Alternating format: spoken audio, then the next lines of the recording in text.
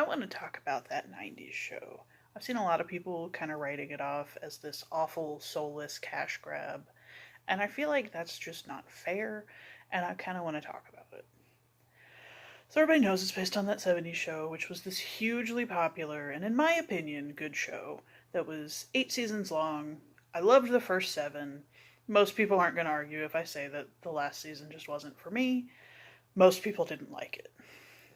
You know, they lost the main character. It felt hollow. The whole season was kind of spinning out. And then that 90s show kind of has a weird relationship with the last season because it acknowledges a lot of stuff that happened, but then doesn't, like, incorporate it, which I'll probably bring up later. So they had to revive this show that was this huge cultural powerhouse, and that's not easy. Um, they had most of the original writers, and I felt like it kept a lot of the same charm, but it also had a lot of issues that sitcoms have, and they had them in the 2000s, and with the original writers, those are going to get amplified because this is a new format. So, episode 1, Tall Order. But I have a personal rule: never judge a show on its pilot, especially a sitcom. The pilot used to be the writers would just take everything they have, throw it at the wall, see what sticks.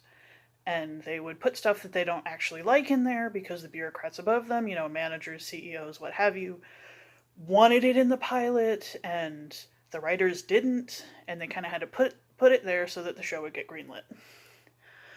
And that was really common. The pilot of 30 Rock, Golden Girls, New Girl, Community, they were very different from the final show, and so I just wait until episode 3, because otherwise it's just not the same. And now that Netflix shows are the thing, it's very different because they release the whole first season at once. And so the pilot is no longer throw stuff at the wall, see what sticks. It's the whole season, and also the first episode is just this huge info dump of settings, characters, and plot. And then they can actually start telling the story on episode 2, maybe 3. So that'll kind of bring us back to the first episode of that 90s show, which I feel like it was a mess. It was clumsily written. It tried way too hard to be funny. Like, they had a laugh track after almost every single line. They had to squeeze in 4 cameos, 6 new characters, and try to come up with a reason for Leia to stay in Point Place in a roughly half-hour long episode, that's too much. And for what it wasn't terrible. There's a lot of improvements that could have been made, such as not massacring all of Jackie's character development from season 2 onward. They could have spread out the cameos. Like, I know that Eric and Donna obviously had to be in episode 1, so maybe put Kelso and Jackie in episode 2, or maybe 3 or 4. Don't include Jay's parents. They're not necessary for episode 1. And their cameo kind of felt like an afterthought anyway in episode 1. And if, the pilot, it was the initial intent of Leia staying at her grandparents' house all summer, and that's why they're there in the first place. Instead of it having to be this spur-of-the-moment decision that Leia made, really would have cut down on all of this and made episode 1 a little bit easier to watch. It definitely wasn't the worst pilot I've ever seen. It just wasn't for me. And then there were only 9 more episodes in the season. That's not enough. One of the reasons that 70s show and a lot of 2000s sitcoms worked is that they had 22 episode seasons. And that's a lot of work for actors and writers and showrunners and everything. But, it's doable, and it was done. And, you maybe don't need 22 episodes, but more than 10. Because 22 episodes would give the writers a lot of time to flesh out characters and character relationships, and had this slow release that gave it the staying power, because people would think about the shows for a long period of time, and it made it feel a lot more of a community-based thing. If you need any evidence, just look at Tumblr for Dracula Daily. I'm a Tumblr girl. My hair's red, you can probably tell. And just Dracula Daily started, and over a year, people were very slowly reading Dracula all at the same time, and so the whole website came together as some kind of book club, and there were just thousands of people now suddenly reading this hundreds of year old book. And people would make friends through the book, they'd make memes, and they really had the time to let the words sink in and build a sense of community. And it was just this big thing that happened all at once that showed how isolating it can be to binge media instead of spreading out the viewing. Like, if you're old enough to remember the original run of that 70s show, you would remember it was so exciting waiting for the Valentine's Day episode, seeing what Hyde was going to do and if he was going to crash Eric and Donna's date.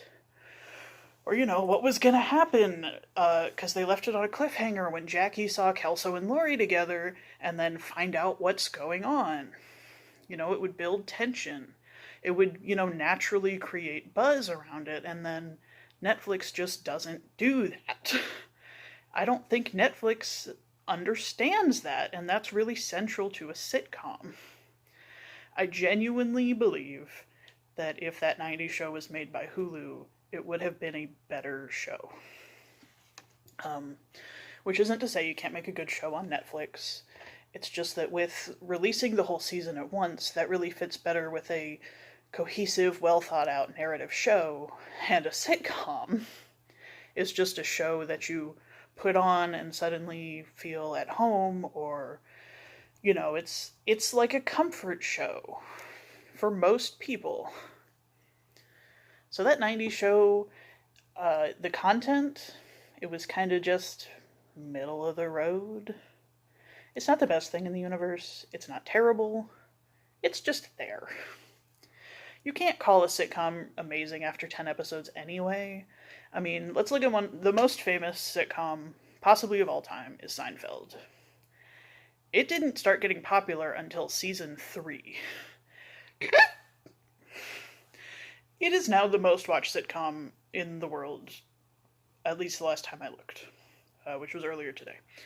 And a big reason for that is that it needed those 3 years to start taking off. And that 90s show didn't have that time. Admittedly, after Seinfeld took off, it was called the golden age of sitcoms. And so around the 2000s, it really didn't take that long for a sitcom to take off. I know that when Friends started, which wasn't that much longer after Seinfeld, that took maybe like a week. It had a prime spot, it was advertised a lot, and then it almost immediately got this huge cult following. But a lot of shows need longer than that. It needs more time to flourish, and that 90s show didn't have that time, and the relationships between the characters started to feel forced, and a main complaint that I've heard is that the show's new members mirror the old members. It is pretty one-to-one. I would put, the relations, Leia is basically Eric, Gwen is basically Hyde, Ozzy is Fez, Nikki is Donna, Nate is Kelso, and Jay is Jackie, and they're all just like a reskin of mostly the same personality taking a new form. And, some people would equate the characters differently than I do, but it's still a really common complaint. I've seen it everywhere. I've seen it on Twitter and Tumblr and some sitcom groups I'm in on Facebook, even YouTube. And no, Facebook, I'm old. And a lot of people are saying that this is a lazy thing, but I think it's actually a really smart thing. The writers had 10 episodes to get us attached to these characters. And that's not long enough. Writers have had this problem for thousands of years, and a good way to handle it is to use a shorthand to make the characters similar to or equivalent to characters we know and care about. It's the premise of Commedia dell'arte, and fanfiction, and literally every Fire Emblem game. Another criticism, the characters aren't relatable. I mean, if you feel that way, I get it. But again, we only had 10 episodes. That's not enough time to form an attachment to 6 characters. Another favorite show of mine, Community. They have 7 main characters. They took 7 whole episodes to introduce them. And for reference, I hated that pilot too. But the whole pilot was meet the main character. The next 6 episodes, they introduced each of the other 6 characters individually and with the group. And that show also didn't really hit its stride in popularity until the end of the first season, and a lot of people say that the show didn't really start until episode 13. My point is, it's not the best show in the world, that 90s show, but just don't discount it yet. A lot of the episodes, a lot of the issues with season 1 are just genuinely not the writer's fault. And I feel like the show will tell us if it's really good or really bad by season 2, when they maybe have a little bit more to work with. You know, we already know the characters, we already know the setting, we know why the characters are there and what they're doing. And they'll just have more to work with, story-wise, if it doesn't get canceled. Now this part is... I have thoughts. So in that 90s show, they bring up that Eric is a teacher, which is, in the last season of that 70s show, he went to Africa so that he could get scholarships so he could learn to teach. But they also have Leia turning 15 in 1995, which would mean that Donna was pregnant in the final season of that 70s show, because it ends December 31st, 1979, right before the 80s and the failed That 80s Show. So where did Leia come from? I remember they introduced a new main character, Randy. Is Leia supposed to be Randy's kid? Did she artificially inseminate from Africa? Is she adopted? I need a little bit more information on that one. And then Jay Kelso kind of runs into the same issue. Because on the timeline of the original show, he would have to be Brooke's biological kid. Because Kelso did have a kid in 1979 when he would have had to, for Jay to be 15. So either Brooke was pregnant in the finale, again, or Brooke's kid, who was AFAB, is trans and goes by Jay now, or was Brooke just magically pregnant again? Because I know that she didn't want to be intimate with Kelso until she trusted him again, and when he's working at the Playboy Mansion, I really don't think that's gonna happen. God, he was an awful cop, wasn't he?